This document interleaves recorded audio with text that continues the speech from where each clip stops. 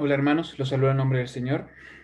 Bienvenido a un nuevo capítulo de nuestra serie de estudio sobre viendo a Cristo en toda la Biblia. El día de hoy concluiremos con nuestros estudios en los profetas mayores, viendo a Cristo en cada uno de los libros de los profetas mayores. Específicamente el día de hoy estudiaremos el libro del profeta Daniel. Para poder introducir al profeta Daniel, en primer lugar debemos hablar de los profetas, específicamente sobre la Biblia hebrea, lo que se conoce como el Tanaj, o dicho de otra forma, nuestro Antiguo Testamento. La Biblia hebrea, a diferencia de nuestra Biblia, tenía unas divisiones distintas de las que ya hablamos en un principio. El Tanaj es un acrónimo, es decir, ocupa las iniciales de cada una de sus subdivisiones. La primera división del Tanaj es la Torá, que significa literalmente ley, la ley, lo que nosotros conocemos como el Pentateuco. Los 5 libros del Pentateuco, la ley de Moisés también llamada, ellos reciben el nombre de Torá. En segundo lugar, la segunda categoría de libros en el Antiguo Testamento de la Biblia hebrea, el Tanaj, eran los Nevi'im, literalmente los profetas. Dentro de esto, ya estuvimos viendo semanas anteriores las 3 subdivisiones dentro de los profetas. En primer lugar, el libro de los profetas anteriores, los primeros libros mayores de los profetas. En estos podemos incluir los libros de Josué, de Jueces, de Samuel y de Reyes. ¿Ya? Aquí se enumeran varios profetas, entre ellos y especialmente Elías y Eliseo. Entonces estos 4 libros pertenecían a los Nevi'im, específicamente a la subdivisión de los primeros libros mayores de los profetas. Y luego dentro de los Nevi'im encontramos la segunda subdivisión, que son los últimos libros mayores de los profetas, donde está Isaías, Jeremías y Ezequiel. Y finalmente, dentro de los Nevi'im encontramos los 12 libros menores de los profetas. Estos 12 libros formaban un solo tomo dentro de los profetas, lo que nosotros conocemos como los profetas menores. Aquí tenemos a todos nuestros profetas menores: Osea, Joel, Amós, Abdías, Jonás, Miqueas, Nahum, Habacuc, Ageo, Zacarías y Malaquías. ¿Ya? Entonces, esta es la segunda división del Tanaj, los Nevi'im. Y en último lugar, la tercera subdivisión dentro del Tanaj era de los Ketuvim, literalmente los escritos. Dentro de los escritos encontramos los libros poéticos, los libros de festividades o los rollos y los libros históricos. ¿Ya? Los escritos poéticos tenemos Salmos, Proverbios y Job, ¿ya? Que dentro de los que tuvimos, dentro de los escritos, eran los poéticos. Y en segundo lugar tenemos los 5 rollos, que son 5 libros que se leía cada uno en festividades distintas, ¿ya? Por eso tenían una clasificación distinta, eran escritos para festividades. En cada una de estas festividades, los judíos leían cada uno de estos libros. Estos son Cantares, Ruth, Lamentaciones, Eclesiastés y Esther, ¿ya? Y en último lugar, dentro de los Ketuvim, o los escritos, tenemos los libros históricos, donde los judíos tenían Crónicas, Esdras, Nehemías, como un solo libro, y Daniel. Si ustedes se fijan, el Tanaj no consideraba a Daniel dentro de los profetas mayores, ni siquiera le consideraba dentro de los profetas, sino que los judíos incluían el libro de Daniel en los libros históricos, ya en los libros históricos. Eh, Razones pueden haber varias. Dentro de la que más destaca es porque muy probablemente cuando se terminó de redactar algunas partes de Daniel, quizás el canon de los profetas ya estaba cerrado. En segundo lugar, quizás la categoría que le da a los judíos mismos a la profecía de Daniel no era tan relevante como para convertirlo en un profeta mayor. Como sea, nosotros sí lo incluimos desde la Biblia Septuaginta, la versión griega, la traducción griega del Antiguo Testamento, del Tanaj. Sí se incluye desde ahí Daniel en los profetas mayores, ¿ya? Pero lo que quería llegar con esta introducción es de que Daniel formaba parte de los escritos dentro del Tanaj, dentro de los escritos históricos. De esta forma, conversemos entonces sobre el libro de Daniel. Contexto del libro de Daniel. Cautiverio en Babilonia.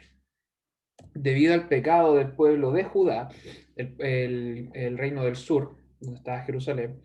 El 597 a.C. son deportados gran parte de la realeza de Jerusalén junto con el rey, los nobles más preponderantes y la gente acaudalada, entre los que iba Daniel.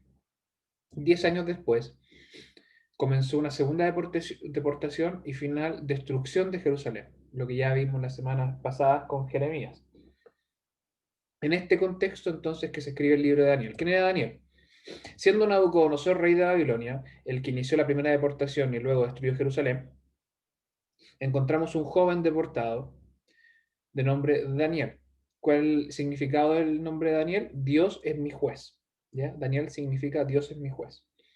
Daniel específicamente era un noble, pero muy probablemente emparentado con la realeza, o sea, era familiar de alguna forma de la familia real, del rey. Y debido a su categoría, fue deportado en la primera oleada, 597 a.C. Entonces, cuando fue destruido Jerusalén, Daniel ya estaba hace mucho rato en Babilonia. El ministerio como tal de Daniel, a lo que se dedicó Daniel, recordemos de que él fue deportado en su infancia, adolescencia, ya muy probablemente en su época de adolescencia. Y estando en Babilonia fue elegido junto a sus amigos para servir al rey Nabucodonosor, una historia que ya todos conocemos. Y en ese momento inicia como tal el ministerio de Daniel como ejemplo de cristianismo en una ciudad, en una nación pagana. El testimonio de Daniel, su trabajo para con el rey y como cristiano, su testimonio, finalmente, por la providencia del Señor, llevó a que se estableciera, cuando ya Persia había invadido Babilonia, un decreto para que los judíos pudiesen retornar a su patria, para que pudiesen retornar al exilio. Sobre el autor del libro como tal, dos cosas importantes. Los vestigios más antiguos de este libro se hallan en hebreo y en arameo. Prácticamente la mitad del libro, los escritos más antiguos, son en arameo. Y casi con toda seguridad podemos asegurar de que Daniel mismo escribió este libro, o al menos gran parte de él. ¿Ya? Entonces nos podemos quedar, para no discutir mayormente el tema, que Daniel escribió el libro que lleva su nombre. Algunos distintivos literarios del libro que lo convierten en un libro especial, eh, algunas características que podemos resaltar de él. Dentro del libro encontramos dos secciones bien marcadas y bien importantes. La primera sección, prácticamente los primeros 6 capítulos, nos habla sobre los desafíos que vivió Daniel y sus amigos, la serie de pruebas que le fueron dadas y cómo ellos, con testimonio cristiano, salieron por el Señor victoriosos. Daniel con sus amigos solos, Daniel solo. Y en segundo lugar, tenemos los últimos 6 o 7 capítulos, una revelación celestial del Señor a Daniel. Una revelación en la que le muestra cómo esta era llena de conflicto va a finalizar eventualmente y va a iniciar una nueva era de paz. Entonces, la mitad del libro tiene una connotación más bien histórica, aunque no antojadiza, tiene un significado, y la segunda mitad del libro es una profecía del fin de los tiempos. Lo que les decía recién, ambas secciones no son antojadizas, no están ahí porque sí, no es simplemente una narrativa. Ambas, tanto la narración de la vida y pruebas de Daniel y sus amigos y la sección de profecía del fin de los tiempos, se basan en la prueba del pueblo de Dios bajo persecución. Y sobre todo, finalmente y a través de la prueba, la esperanza en Dios de una salida, la esperanza de Dios soberano, que siempre dará la salida. Entonces, evidenciarlo en la historia de Daniel y sus amigos y luego en la profecía del fin de los tiempos, ambas apuntan a lo mismo. El cristiano será probado, el cristiano será perseguido, pero finalmente su esperanza es Dios, porque Él tiene el control de todas las cosas. De esto se trata el libro de Daniel. Como les comentaba adelante, ¿por qué no se incluyó probablemente en el Tanaj, en la Biblia hebrea, dentro de los profetas? Muy probablemente porque el canon profético, cuando se terminó de escribir el libro de Daniel, ya estaba terminado. Ya como les decía, Daniel probablemente escribió todo el libro, o al menos gran parte de él, y algunas secciones, sobre todo al final, probablemente se terminaron de redactar por la guía del Espíritu Santo años posteriores. Otra razón por la que probablemente no se incluye entre los profetas es porque nosotros tendemos a exacerbar el carácter profético del libro de Daniel, específicamente con el capítulo 9 de Daniel, lo que conocemos como las 70 semanas de Daniel. No pretendo hacer un estudio aquí, no pretendo ahondar en este tema. Yo les recomiendo, como hermano en la fe, un estudio que tiene nuestro hermano Claudio, mi padre, sobre las 70 semanas de Daniel, muy bueno, pero por el tiempo no lo vamos a ver acá. Nosotros como cristianos tendemos a exacerbar mucho las 70 semanas de Daniel, como si el libro de Daniel no existiera, como si solamente el capítulo 9 fuese lo más preponderante. Lo mismo nos pasa con Apocalipsis 20, con el desarrollo de la profecía del milenio. Entonces agarramos las 70 semanas de Daniel, agarramos el milenio que se nos habla en, Daniel 20, en Apocalipsis 20, y hacemos que todo el resto de la Biblia salte al ritmo de estos dos capítulos. Pero son solamente dos capítulos dentro de toda la Biblia. Recordemos, la Biblia no es un índice del fin de los tiempos. La Biblia no es una profecía de miedo y terror. La Biblia es un libro de esperanza y fe en Jesucristo. De eso se trata. Entonces, nosotros tendemos a exacerbar las 70 semanas de Daniel, por eso lo exacerbamos y lo elevamos a un punto de profecía absoluta, el mayor de los profetas. Los judíos fueron mucho más mesurados con eso, tanto así que ni siquiera lo incluyeron en los profetas mayores. ¿Ya? Entonces, cuando consideremos el libro de Daniel, consideremos que las 70 semanas de Daniel están dentro de un contexto. Están dentro de un contexto inmediato en Babilonia, están dentro de un contexto literario, el libro de Daniel, está dentro de un contexto del pueblo de Israel en el exilio, y mucho más dentro del contexto del Antiguo Testamento del Mesías que habría de venir, el contexto de toda la Biblia. Entonces, no exacerbemos Daniel 9, sino que seamos mesurados en nuestra apreciación. La Biblia apunta a Cristo, es la esperanza en Cristo.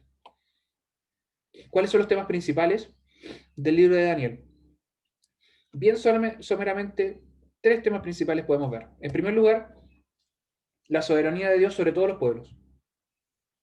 Sobre todos los pueblos. No solamente sobre Israel, en el norte, no solamente sobre Judá en el sur, sino que sobre los asirios, sobre los babilonios, sobre los persas. ¿Ya?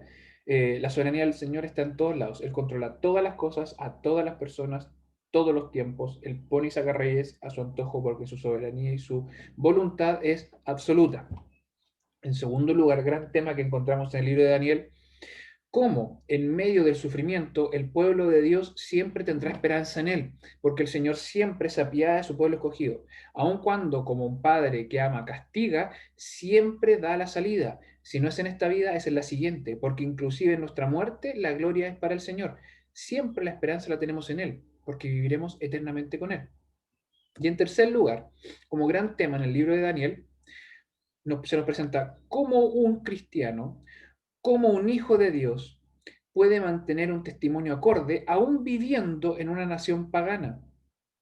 No estamos hablando de un joven Daniel que vivió en Israel, donde existía un rey que buscaba al Señor, existían profetas que manifestaban su voluntad, existía un sumo sacerdote que mediaba entre Dios y el pueblo, entre el pueblo y Dios, perdón.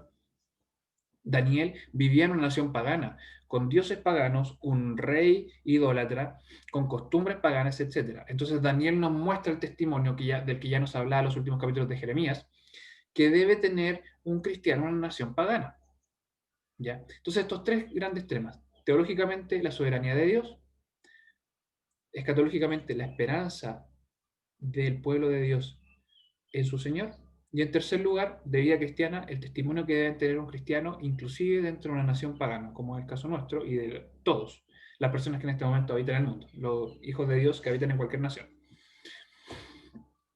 De esta forma, viendo los temas principales del libro de Daniel, consideremos un bosquejo general del libro. Primero 6 capítulos, narraciones, de una forma somera podríamos decir que es histórica, la primera sección que es histórica. En primer lugar, Dios honra a Daniel y a sus amigos por su fidelidad. El tema de que el rey lo pidió para el servicio y ellos decidieron no comer carne, sino que legumbres, no se quisieron contaminar de la comida del rey. Y el Señor les premia haciéndolos más fuertes y más sabios que el resto, les ensalza dándole honor al Señor porque ellos fueron fieles al Señor. En segundo lugar, Daniel interpreta el sueño de Nabucodonosor, el famoso sueño de la estatua de Nabucodonosor. En tercer lugar, Dios libera a los amigos de Daniel, que conocemos nosotros por su nombre babilónico, Sadrach, Mesach y Abednego, eh, los libera del horno de fuego. Cuarto lugar, en esta primera sección del libro de Daniel, el Señor juzga y restaura a Nabucodonosor. Famosísimo, famosísimo evento en que el rey Nabucodonosor pierde el control, pierde la razón y se vuelve loco, habitando en los campos como un animal, andando en cuatro patas, andando desnudo, comiendo bajo la luna, etcétera, etcétera. Y finalmente el Señor restaura a Nabucodonosor, el Señor le devuelve la razón, porque Nabucodonosor reconoce a Dios como único y suficiente Señor sobre todas las cosas, y le vuelve a colocar en su razón a Nabucodonosor como rey. Luego, quinto punto, juicio de Dios sobre Belsasar, heredero de Nabucodonosor. ¿Se acuerdan la mano que escribe en la pared donde Daniel lo interpreta? Ha sido pesado, ha sido medido y ha sido hallado falto. Esa misma noche el imperio persa invade Babilonia, el imperio babilónico cae. O sea, el Señor en su sabiduría castiga a Belsasar, castiga a Babilonia mediante el imperio persa. Y en último lugar, ya bajo el imperio persa, Daniel es castigado por adorar a su Dios, por orarle a su Dios, y el Señor lo salva del foso de los leones. Esta es la primera sección del libro de Daniel, una sección más bien narrativa. No antojadiza, recordemos, tiene el sentido, al igual que la segunda sección, de ver la prueba del cristiano y la esperanza en Dios.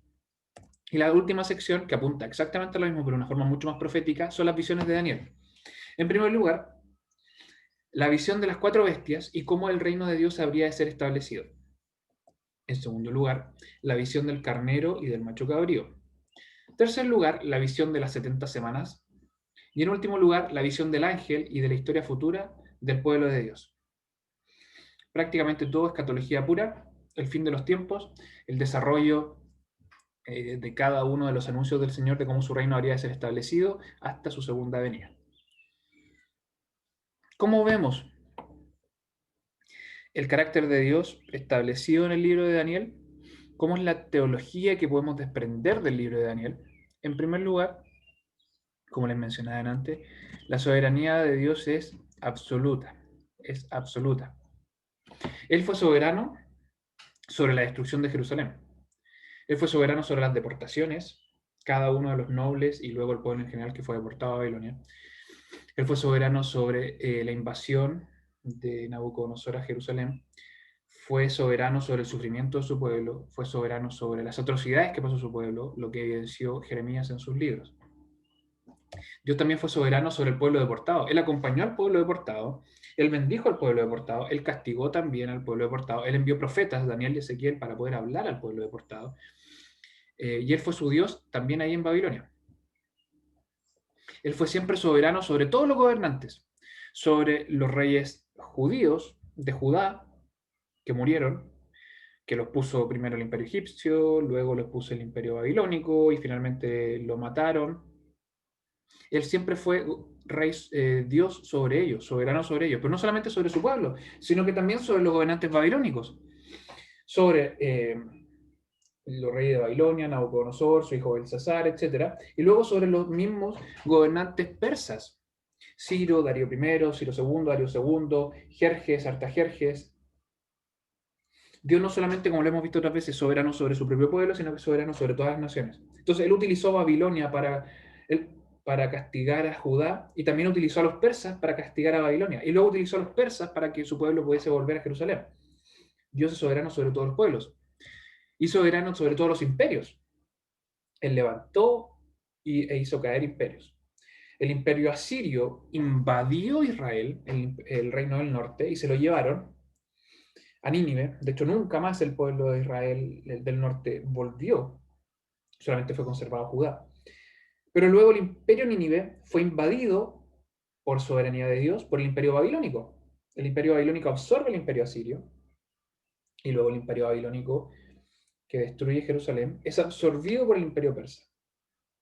El Señor tiene control sobre todos los imperios. Luego de esto, que ya es un periodo intertestamentario, luego del último testimonio que tenemos del profeta Malaquías y antes de la aparición de Juan el Bautista, luego el imperio persa tenemos el imperio egipcio y su gobierno sobre Israel, tenemos el imperio helenístico, los griegos, tenemos la rebelión de los macabeos y luego el imperio romano.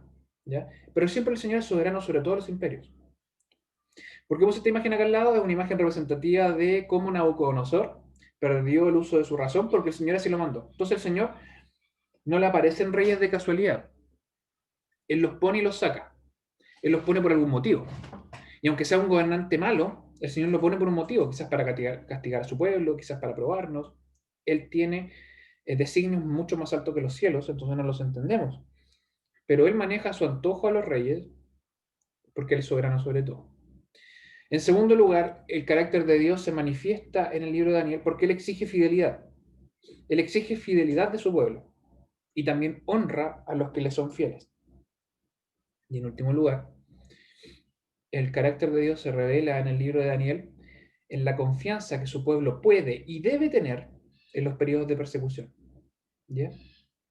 Entonces, Dios se nos revela en Daniel siendo soberano, exigiendo fidelidad y premiando a su pueblo con confianza, porque Él los cuida y Él es soberano para proveerles siempre.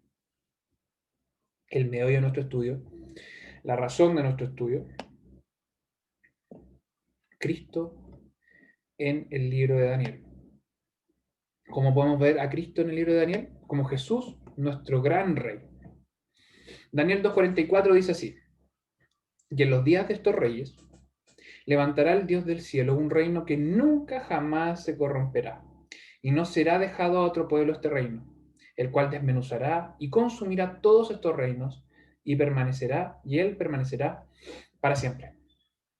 Entonces, Daniel 2:44 nos está apuntando a un rey que es sobre todo el resto de los reyes, que inclusive su reinado despedazará todos los otros reinos, y más que desmenuzarlos, este reinado será para siempre. ¿Quién es este? Cristo. El trono de David, su padre, será para siempre. Cristo es nuestro Rey y Señor para siempre. Entonces podemos ver en Daniel a Cristo como nuestro gran Rey. Dos características principales que vemos de Cristo representado en el libro de Daniel. En primer lugar, Cristo como el Hijo del Hombre. Cristo como el Hijo del Hombre. Recordemos, Cristo cuando estuvo aquí en la tierra, una de las apelaciones más importantes que le hacía al mismo, tendía a autodenominarse, una de las expresiones que tendía a usar con mayor frecuencia era referirse a sí mismo como el Hijo del Hombre. Una connotación muy grande, que nos habla de su humanidad, nos habla de su corporeidad, que nos habla de sus padecimientos, etcétera, etcétera. Capítulo 7 de Daniel. La visión de Daniel. Dice así: en el primer año de Belsasar, rey de Babilonia, vio Daniel un sueño y visiones de su cabeza en su cama. Luego escribió el sueño y notó la suma de los negocios. Más adelante dice así este capítulo: miraba yo en la visión de la noche y he aquí en las nubes del cielo como un hijo de hombre que venía, y llegó hasta el anciano de grande edad, e hiciéronle llegar delante de él, y fuele dado señorío y gloria y reino. Y todos los pueblos, naciones y lenguas le sirvieron. Su señorío, señorío eterno, que no será transitorio, y su reino que no se corromperá. Dentro de todas las visiones que tiene Daniel en la segunda sección de su libro, vemos la visión del Hijo del Hombre. Vio en los cielos un Hijo de Hombre, es decir, alguien con apariencia humana que se acerca a un anciano grande en edad, y el anciano grande en edad le dota de todo el señorío y gloria y reino, tanto así que delante de él todas las naciones, pueblos y lenguas le sirvieron. Y su trono, su señorío, es eterno, no tendrá fin. Expresiones similares que las que utiliza el apóstol Pablo cuando le escribe a la iglesia en Filipos. En el capítulo 2 encontramos estos versículos, en la carta a los filipenses. Y hallado en la condición como hombre, Cristo, se humilló a sí mismo, hecho obediente hasta la muerte y la muerte de cruz. Por lo cual Dios, a lo que Daniel se refiere como el anciano de grande edad, también le ensalzó a lo sumo y dióle un nombre que es sobre todo nombre, para que el nombre de Jesús se doble toda rodilla de los que están en los cielos y de los que están en la tierra y de los que debajo de la tierra. Entonces, de forma directa, en el libro de Daniel se nos dice que el Hijo del Hombre, que Dios, el Verbo encarnado, se manifestará Y producto de su propósito, de su testimonio, producto de su santidad, producto de su ministerio, Dios le dotaría de un señorío que sobre todo ser, arriba en el cielo, abajo la tierra, de todo ser, por la eternidad. Entonces vemos a Cristo en el libro de Daniel como el Hijo del Hombre anunciado en Daniel 7. Y en segundo lugar, vemos en el libro de Daniel a Cristo como la piedra que habría de aplastar a los imperios. Capítulo 2. La misma idea. El Hijo del Hombre que va a subyugar a todos los reinos y naciones, pero esta vez en Daniel 2 se nos dice como una piedra que habría de subyugar a todos los imperios.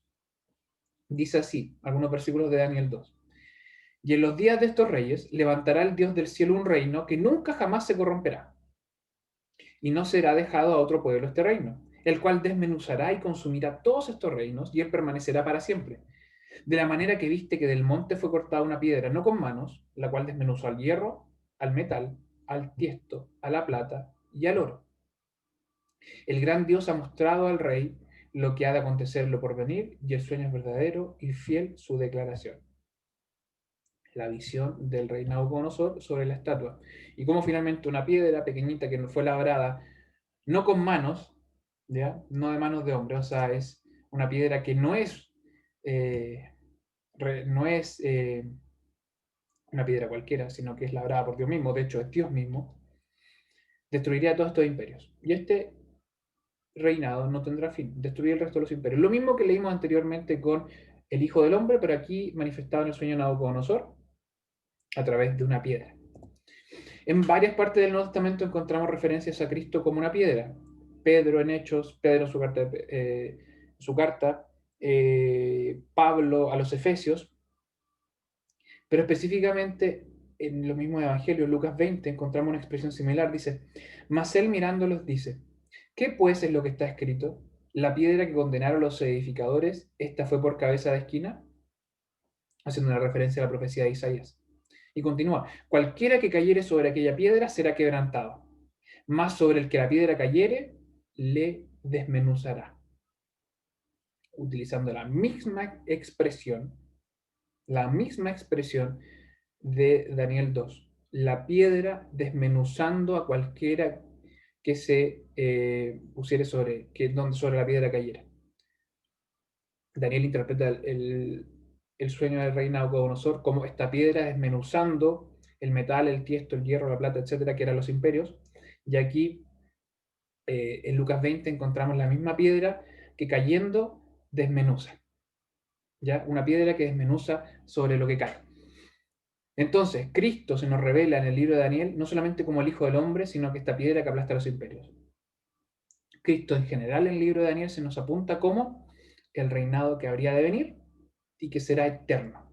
Por eso les digo que la mejor expresión para referirse a Cristo en el libro de Daniel es como Jesús, nuestro gran rey.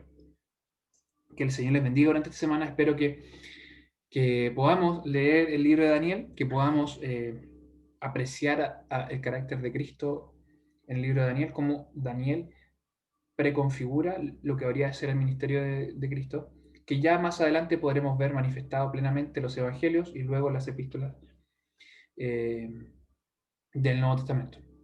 Que el Señor les bendiga y espero que sea de provecho este estudio para nuestras vidas y sobre todo que el Señor nos motive a ser no solamente oidores de su palabra, sino que también hacedores. Nos vemos la próxima semana, si el Señor así lo permite.